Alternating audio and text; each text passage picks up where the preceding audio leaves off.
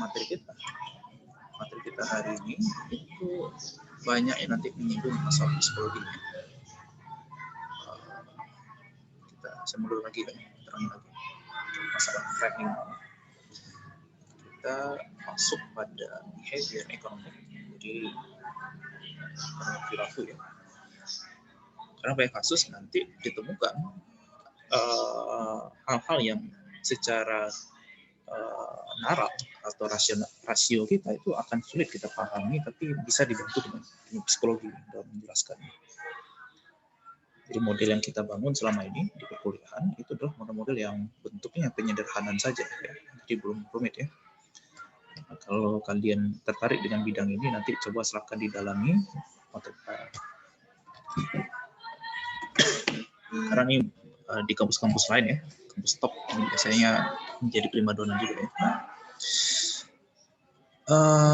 Tadi saya ilustrasikan, saya nggak tahu mungkin tadi nggak kepotong bahwa ada dalam analisa ini kita menggunakan pendekatannya framing ya, atau membingkai.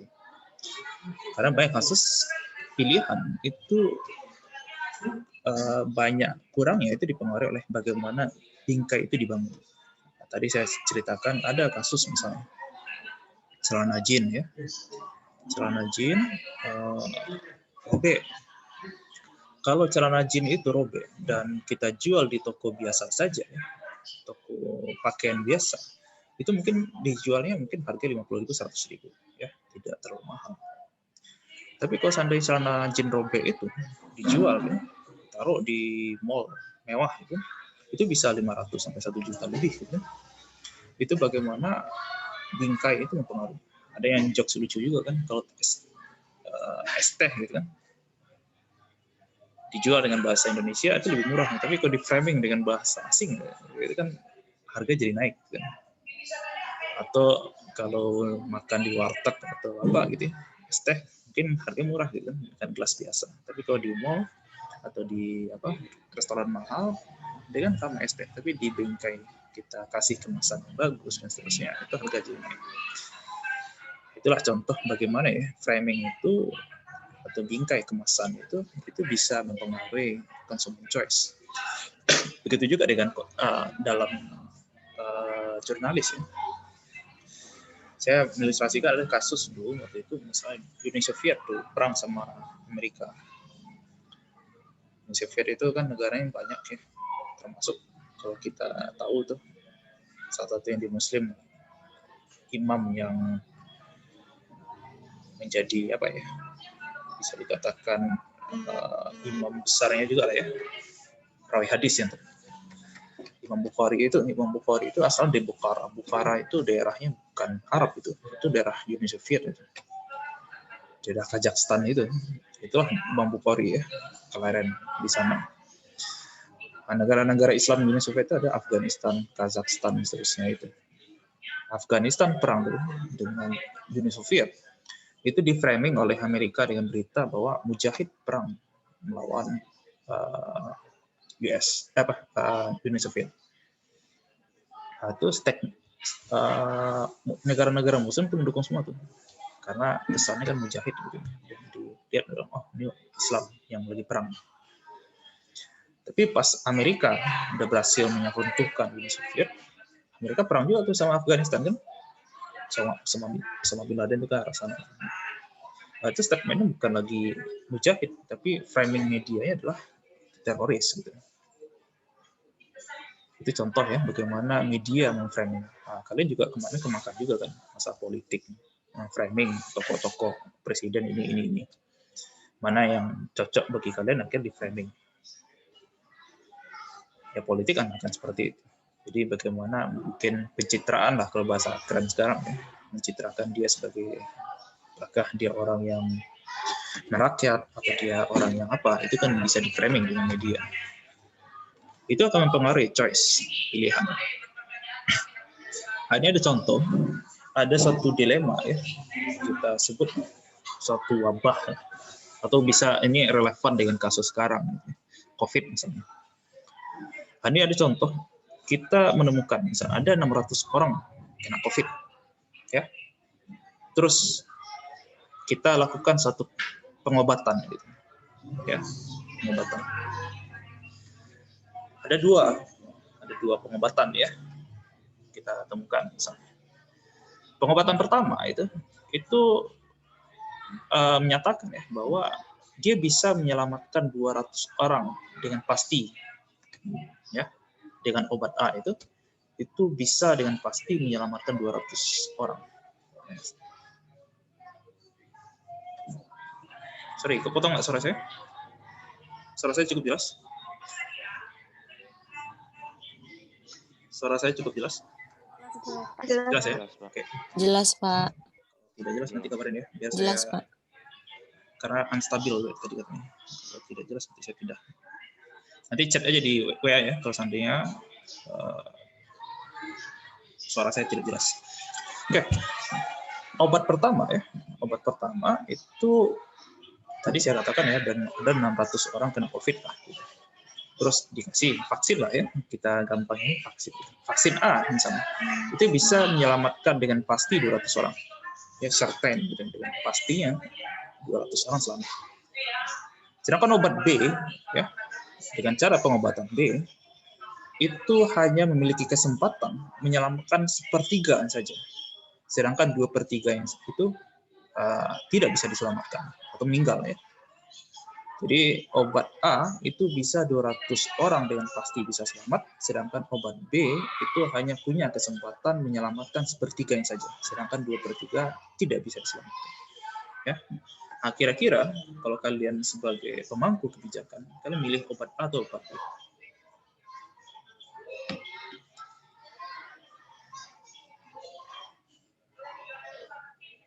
Kira-kira kalian akan milih mana? Obat A atau obat B? Tadi ya, obat A itu bisa menyelamatkan dengan pasti 200 orang, sedangkan obat B cuma punya kesempatan menyelamatkan 1/3, sedangkan 2/3-nya tidak bisa selamat. Mana dipilih, obat A atau obat B? Obat A, Pak. Yang lain siapa tuh? Obat A siapa? Silvi, Pak. Silvi, oke. Yang lain? Obat apa? Ini kan cuma pilihan ya, jadi nggak mempengaruhi hidup kalian. Kalian tinggal milih aja, pilih mana, A atau B.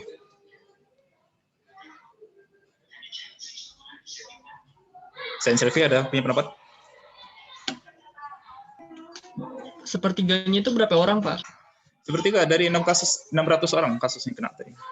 Mau milih mana?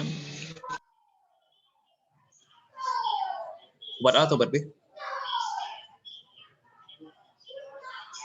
Silvi satu sendiri baru jawab. A, yang lain? Mau milih A atau B? Pilihan bebas, nggak mempengaruhi nilai, nggak mempengaruhi nyawa kalian. Ini cuma pilihan saja. Kira-kira kalau sampai ditawarkan ada obat gitu ya, ada 600 orang kena COVID, terus obat A itu bisa menyelamatkan 200 orang dengan pasti gitu, sedangkan yang obat B itu hanya bisa menyelamatkan 1/3 saja, sedangkan 2/3 tidak bisa diselamatkan. Kalau kalian mendengar berita seperti itu dengan cepat saja, kalian pilih mana? Atau B? Yang Ada pertama, juga, Pak. Yang pertama, Yang A. Yang A ya, semuanya A, nggak ada yang B. Oke, kita coba masuk yang soal yang selanjutnya. Ya, misal ada obat C sama obat D, tapi obat C ini ya itu dengan pasti ya obat itu bisa dikasih obat dari 600 itu pasti 400 mati ya. Sedangkan obat D itu punya kesempatan atau peluang 2/3-nya mati dan 1/3-nya hidup. Mana dipilih? C atau D? Cepat aja. C atau D? Kalau kalian mendengar berita seperti itu, mana kalian pilih? C atau D? Saya sebut tadi, kalau dikasih obat C itu dengan pasti 400-nya mati, sedangkan obat D itu punya kesempatan 2/3-nya mati, sedangkan 1/3-nya hidup. Mana dipilih, C atau D? Ini, Pak. D. Yang lain? Patan D. Yang lain? C atau D? D, Pak. D. Oke. Nah, ini contoh ya. Sebenarnya secara infonya A, B, C, D itu sama semua. Nggak ada bedanya. A, B, C, D itu sama. Intinya 200 saja yang bisa sama dengan obat itu. Baik obat A, obat B, obat C, obat D, itu sama-sama hanya bisa menyelamatkan 200 dari 600 orang itu. Sepertiga dari 600 kan 200. Jadi obat A tadi kita ternyata ditawarkan A sama B, kita ternyata milih A. Terus kalau dibalik ceritanya C sama D, kalian milih D. Nah, kenapa itu dipilih? Ya, itu jawaban kalian itu sama dengan apa yang disampaikan oleh buku varian ya. Jadi kalian tidak lari dari kebiasaan gitu. Ini ditemukan, diuji ke para ahli medis gitu ya. Dan jawabannya sama persis dengan apa yang disampaikan kalian. Karena orang itu secara kebiasaan kita pasti lebih senang mendengar berita yang bagus ya, dibandingkan berita yang jelek gitu. Kalau mau dikabarkan satu berita, pasti pengennya adalah berita yang bagus, bukan berita yang jelek. Nah, di sini adalah dengan membuat framing penyampaian itu dengan cara yang meyakinkan ya, kita mengatakan dengan pasti 200 bisa selamat. Itu orang pasti, oh ya ini kayaknya obat A ini lebih bagus dibandingkan obat B. Padahal secara isinya sama gitu, bahwa obat A ini 200 bisa menyelamatkan gitu kan. Sedangkan yang B sepertiga dari 600 nya 200 juga sama. Gitu. Nah, obat C juga sama gitu. Obat C ini sama, cuma 200 juga bisa selamat. Karena 400 pasti mati, ya 200 bisa hidup dong gitu kan. Tapi kan kita nggak mau mendengar berita yang negatif dalam penyampaian. Maka vaksin itu yang kalau disampaikan peluang 50% ya orang pasti mikir ini vaksin bisa enggak. Tapi kalau mau disampaikan harusnya pemerintah harusnya di sana dalam penyampaiannya harus pintar-pintar. Ya suruhlah ahli komunikasi ya. Jadi jubir itu bukan jabatan jabatan politik harusnya, tapi adalah orang-orang yang punya kemampuan penyampaian yang itu mempengaruhi orang. Nah, itu influencer lah bahasa kita sekarang gitu ya. Dengan dia menyampaikan dengan baik, dia bisa mempengaruhi orang. Ini vaksin ini di kasus di Indonesia itu jauh sekali dari standarnya. Yang diharapkan pemerintah sekali ya, targetnya sekian tapi yang tercapai seberapa. Saya penyampaian komunikasi ya, ahli komunikasi yang disuruh ya. Karena dia harus bisa menyampaikan hal-hal yang tanda kutip itu tidak meyakinkan, tapi dengan cara yang lebih bagus mungkin bisa mempercayai orang, membuat orang terpengaruh untuk ikut. Ya, jadi contoh A, B, C, D tadi itu dibuktikan, tadi kita bisa lihat di buku varian disampaikan bahwa ditemukan ya. Jadi apa yang kalian uji tadi itu sama dengan apa yang dilakukan terhadap ahli medis. Semuanya ketika ditawarkan A sama B, orang menganggap A lebih aman dibandingkan B yang berisiko. Begitu juga dengan C sama D tadi, orang menganggap C itu lebih berisiko dan D tidak lebih berisiko. Ini apa? Ternyata bingkai-bingkai inilah yang membuat seorang konsumen itu terpengaruh dalam bikin suatu keputusan. Itu yang mau disampaikan oleh kalian. Ada contoh misalnya harga. Contoh di sini juga tentang kasus saham misalnya. Kalian dapat saham secara gratis sama orang, dikasih gratis aja, gitu kan? Terus tiba-tiba lihat harga sahamnya, kalian dapat tuh, anggaplah saham apa gitu ya? Awalnya harga sahamnya 7.000, turun jadi 5.000. Kebanyakan orang tuh tidak akan menjual sahamnya ketika dia turun. Karena kita patokan kita harga saham sebelumnya, kita dapatnya berapa? 7.000 per lembar misalnya. Sekarang jadi 5.000, itu tidak akan mau dijual. Karena dia akan menduga nanti suatu saat dia akan kembali lagi balik ke atas. Tapi kalau seandainya ternyata saham itu semakin lama semakin turun, dia akan semakin rugi. Tapi karena dia telah di framing dengan kondisi sebelumnya, ya, bahwa harga saham ini harusnya 7.000. Saya walaupun dikasih gratis, tapi saya pengen 7.000, nggak mau saya jual 5.000. Sama kayak kalian dikasih gratis aja gue, gitu kan, belum tentu mau kasih gratis jual dengan dikasih mobil gratis lah sama orang tua, gitu kan. Pasti nggak mau jual dengan murah. Nyari CV. Jaring CV juga kurang stabil. Saya keluar, maksud nggak apa-apa.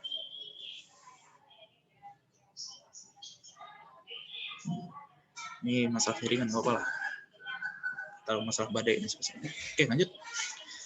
ada lanjutannya. Sekarang kita banyak kasusnya menceritakan secara narasi, ya. Tidak banyak matematikanya, nggak ada. Ada anchoring effect, ini berarti jangkar ya, efek dari jangkar. Ini contoh ya. Kalau kalian pernah lihat itu nggak sih? Ada kayak undian, sebuah roda. Saya dulu pernah di Padang tuh beli kulkas, terus undian diputar gitu. Nanti angka berapa keluar, saya dapat apa gitu. Kalau dia keluar nanti TV, saya dapat TV. Tapi kalau seandainya nanti dapat deterjen, saya dapat deterjen. Jadi saya putar roda itu, putar, itu berhenti di satu jarum gitu ya. Jarum itu angkanya terserah angka atau hadiah ya. Terkadang hadiah ya. Ada lambang kulkas, ada lambang TV atau apa gitu. Nanti sampai berhenti roda itu jarumnya di TV, kita dapat TV. Nah, ini dibuktikan, ada suatu penelitian secara iseng saja gitu dilakukan penelitian, diputar roda ya. Terus isi roda itu angka dari angka 1 sampai angka seberapa gitu ya. Tapi diputar terus berhenti angkanya ya. Nah, terus ditanya ke orang itu, misal ya keluar angka, anggaplah angka 10 ya, saya tanya sama kalian, angka 10 keluar, jarum itu menunjukkan angka 10. Nah, saya nanya sama kalian, jumlah negara Afrika yang ada di PBB itu apakah di atas 10 atau di bawah angka 10? Jawaban kalian? Jadi bebas aja jawabannya. Akan di atas angka 10 atau di bawah angka 10? Menurut kalian? Ini tebak-tebakan tidak berhadiah ya, tebak-tebakan aja. Tebak-tebakan kira-kira di atas angka 10 atau di bawah angka 10? Ada yang mau jawab?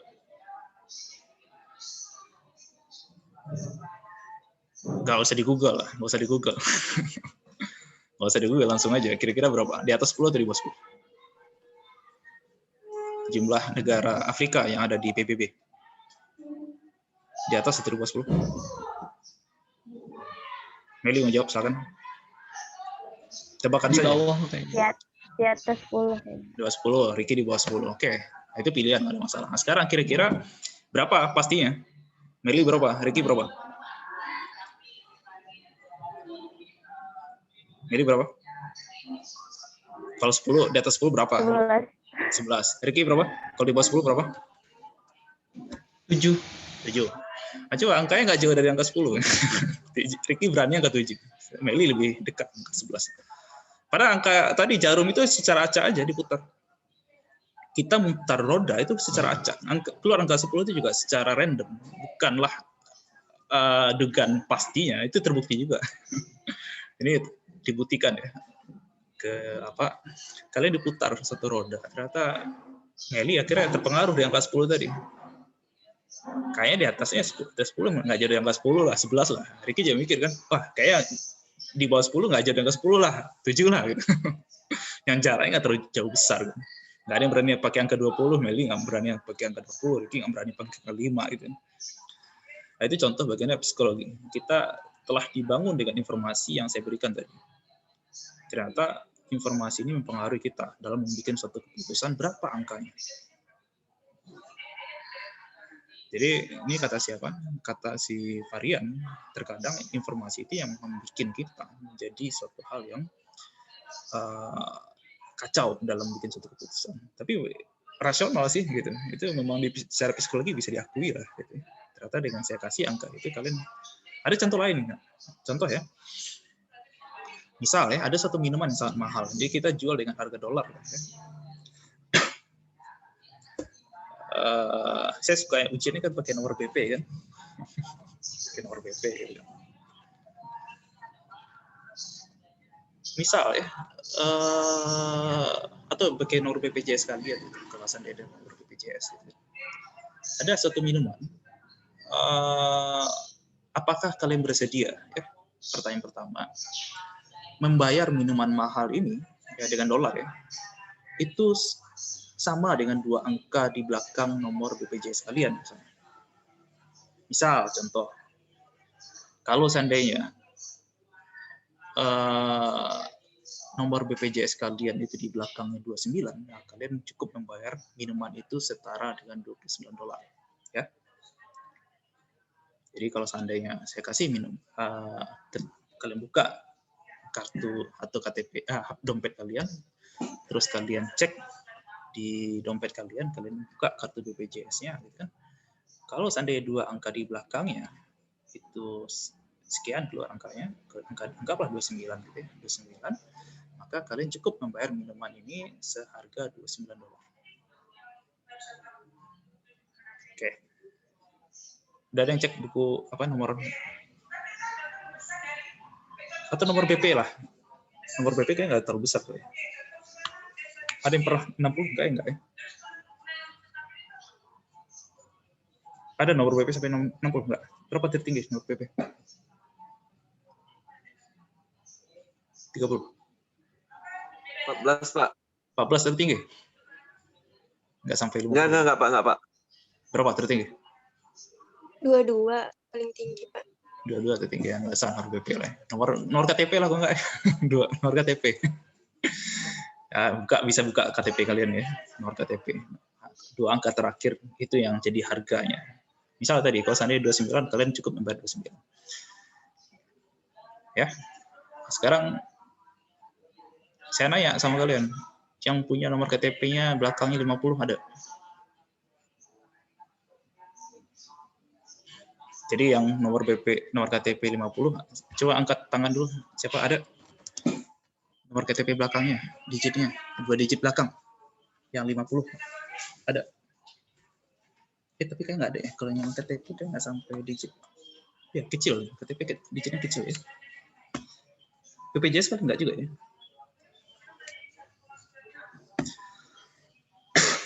Oke, saya balik lah. Saya ganti lah ya. Saya berubah lagi soalnya. Misal sesuai dengan nomor BP. Nomor BP, kalau seandainya nomor BP kalian 10, ya, maka bayarnya tuh sama dengan $10. Oke, sekarang siapkan orang yang nomor BP belakangnya 4 di atas 10. Siapa yang bersedia? Sama yang di bawah. Yang nomor 12 ada? Nomor BP 12. Belakangnya. Ada? Ada? Iya, Pak. Fadlan, 12. Oke, Ya, yang 16 ada? Ada, Pak. Oke. Udah siapin ya, tulis dulu angka berapa kalian mau beli minuman kalau seandainya kalian bersedia.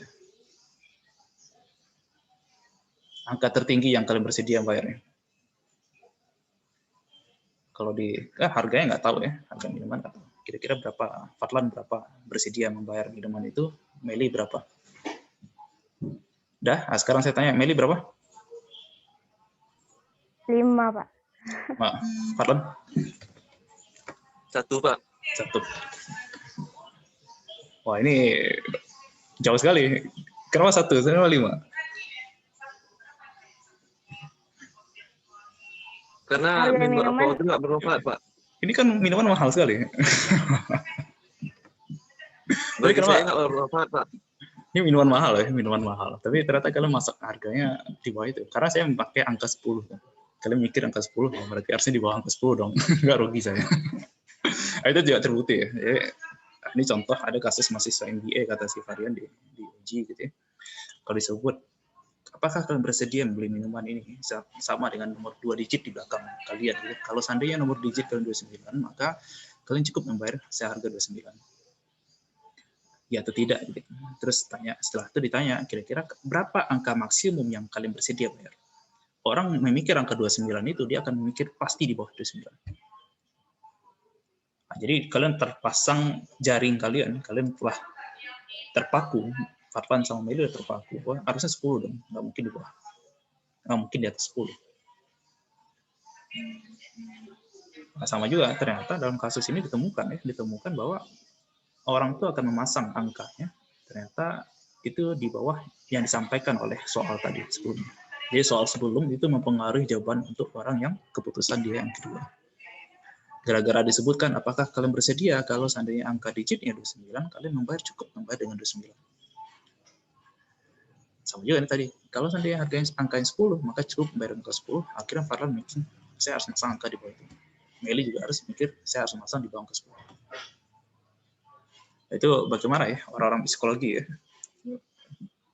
membangun keputusan. Kita ternyata dipengaruhi oleh hal-hal seperti ini, membingkai. Ternyata ketika kita bingkai itu mempengaruhi. Saya juga menemukan ya, tapi ini bukan ilmiah ya. Saya karena bacanya bukan jurnal, saya tidak bisa mempertanggungjawabkan, tapi mungkin menarik bacanya. Ternyata katanya manusia itu kan jantungnya sebelah kiri dan lebih senang itu berputar dari kiri ke kanan searah jam. Nah, jadi banyak kasusnya itu supermarket katanya itu disusun dengan cara, kalau yang bagus ya, itu disusun kita masuk pintu sebelah kiri, kasir itu berada di sebelah kanan. Jadi kita akan mengelilinginya, supermarket itu kita masukkan kebutuhan kita di mana, kita ambil, untuk kita mutar ke arah kanan, ke arah jarum jam.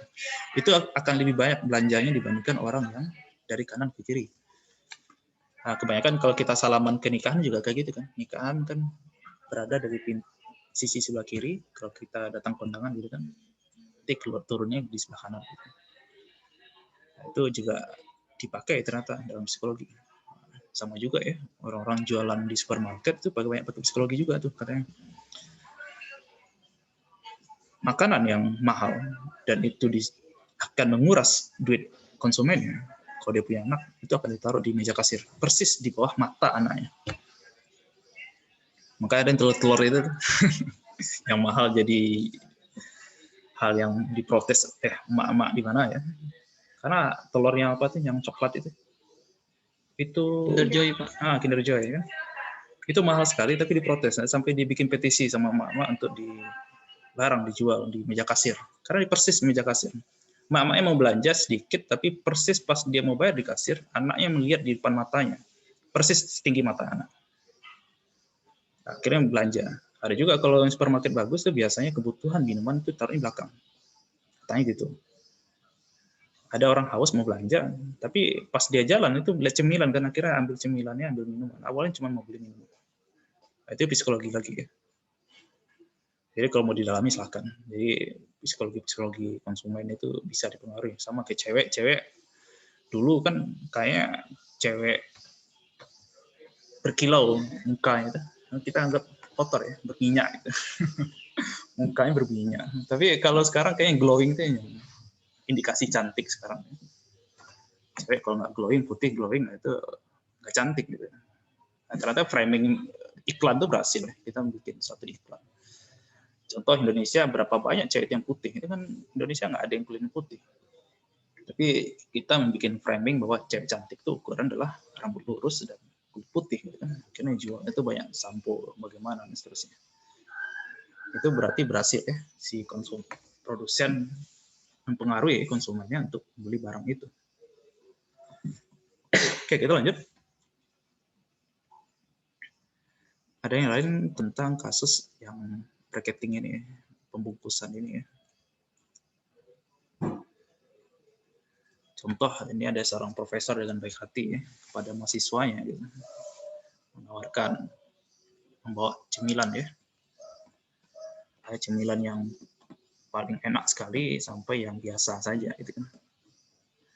Terus tiap hari profesornya selama kuliah, selama berapa kali pertemuan, anggaplah sampai tamat gitu ya, sampai dari awal pertemuan sampai UAS gitu ya. Profesornya bawa cemilan ke kampus di kelas, ditawarkan kepada mahasiswa.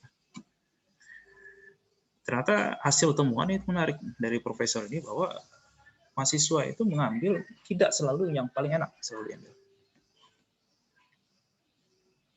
Ternyata pilihannya itu selalu berbeda-beda.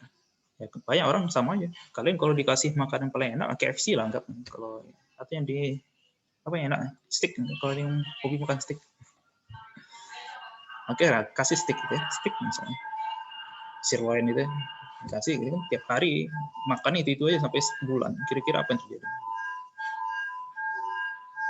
Mau nggak? Bosen Pak. Bosan. Manusia seperti itu. Walaupun itu makan paling enak mungkin, itu enak mungkin barangkali bagi seorang. Atau makan terezat rendang katanya kan. Kasih rendang setiap hari dari pagi sampai malam selama 30 hari belum puasa gitu. Ya akhirnya bosan dulu. Walaupun tuh katanya rendang itu kan makan paling enak sedunia. Nah, itu juga akan seperti itu, makanya orang akhirnya bosan. Jadi ternyata kalau seandainya rentang itu diperpanjang, ya, tidak pilihan hari ini saja, kita pilih sekarang. Mungkin kalau seandainya pilihan sekarang saja, itu akan pasti akan dipilih adalah pilihan terbaik. Gitu kan? Itu yang kita pelajari selama ini.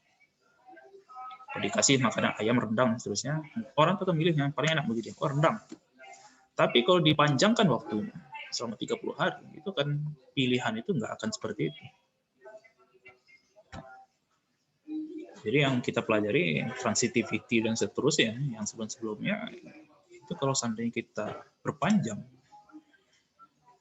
kalau seandainya A lebih baik pada B, B lebih baik C, orang akan milih A. Tapi ternyata pas dalam kasus lain, kita coba perpanjang, itu tidak akan seperti itu. Maka orang yang bagus, catering yang bagus ya, itu ngasih makanannya beragam. Ya kalian kalau ada acara ya, ada seminar atau apa, terus kalian bagian konsumsi ya, jangan semuanya manis gitu kan. Maka ada yang asin satu, ada yang manis, itu biasanya gitu. Kalau di snack kan, dan snacknya nggak itu terus, pindah-pindah gitu, ganti. Kalau kemarin udah pernah bala-bala, ya ganti gitu kan. Bala-bala bakwan ya. Kalau di sini yang si Ricky sama siapa lagi yang anak Jakarta? Aisyah Pak sama Rio. Aisyah Jakarta. Nah, sini onde-onde itu maksud orang Sumbar itu bukan yang apa ya? Bukan yang pakai wijen itu. Onde-onde itu makanan Sumbar itu klepon. Jadi kalau kalian datang ke sini lihat mau beli klepon mungkin nggak banyak tahu, tapi kalau sebut onde-onde tahu. Nah, jangan itu terus dikasih, itu bosan juga. Orang buka puasa pasti ganti terus. Buat takjilnya pasti ganti. Oke, itu ya tadi bagaimana kasus ya keputusan seorang konsumen ternyata sangat rumit sekali dan tidak semudah yang kita duga sebelumnya, yang selalu selama ini kita permudah ya. Nah, ada juga contoh lain, too much choice. Ini jadi masalah. Terbanyak pilihan itu menjadi suatu hal, menjadi kendala. Dilakukan suatu eksperimen kata si varian ini jurnal siapa ya? Yang namanya ini Sena nih. Jadi ada jurnal personality psikologi tahun 2000 yang dikutip oleh varian ya. Dia melakukan eksperimen sederhana, ada dua supermarket atau dua pasar, ada dua Alfamart ya. Alfamart sama anggaplah Alfamart sama Indomaret gitu ya, Indomaret. Atau minuman lah ya, lebih gak. Ini contohnya minuman nggak salah. Ada dua warung ya, dua warung. Satu warung minuman ini menjual 24 rasa, sedangkan satu warung lagi itu cuma menjual 6 rasa saja. Ini contoh eksperimen dari orang psikologi ya. Secara orang yang berkunjung ya, yang banyak berkunjung, itu di 24 rasa ini, itu yang paling banyak dikunjungi. Ya. Tapi yang menariknya, yang belanja, yang paling banyak jumlah belanjanya itu malah di supermarket yang atau warung yang sedikit rasa, 6 rasa saja. Menarik ya. Yang datang berkunjung banyak, oke. Tapi kan orang menjual dagang itu kan pentingnya, lu beli nggak gitu kan? Nggak cuman datang saja kan. Sama kalian yang jual online itu jual gitu kan. Nanya-nanya doang sih oke. Tapi nggak belanja ya percuma gitu kan. Jadi dia display 24 barang di display, banyak orang nanya sama dia, tapi tidak ada yang beli, tidak terlalu banyak. Dibandingkan ada yang cuma display barang yang cuma 6 rasa saja. Yang nanya sedikit tapi banyak yang beli. Nah, ini terjadi ya. Ternyata si konsumen ini secara psikologi tawaran terlalu banyak pilihan itu juga bukan pilihan yang bagus juga ternyata. Makanya kalian juga sama nawarin barang kalau di perusahaan jangan bikin produk terlalu banyak gitu kan. Biasanya juga kalau dilihat restoran apa ya, saya kalau lihat KFC, Pizza Hut itu juga biasanya menunya jadi ganti juga. Tidak banyak menunya di apa itu kan, di buku menunya kita bisa milih. Oke, itu contoh-contoh ya yang ditemukan dalam bagaimana konsumen itu membuat konstruksikan pemikirannya dalam membuat suatu pilihan. Itu banyak sekali dipengaruhi hal-hal lain. Jadi kalau kalian katakan ilmu sosial itu ilmu paling mudah dibandingkan ilmu anak IPA, salah sekali. Karena kita dipengaruhi banyak variabel sekali ya. Dalam satu keputusan itu tidak semudah yang kita duga ya. Pada mungkin satu keputusan itu dipengaruhi oleh hal-hal yang mungkin bagi kita itu sangat sulit sekali diukur. Oke, kita masih ada waktu 2 menit lagi.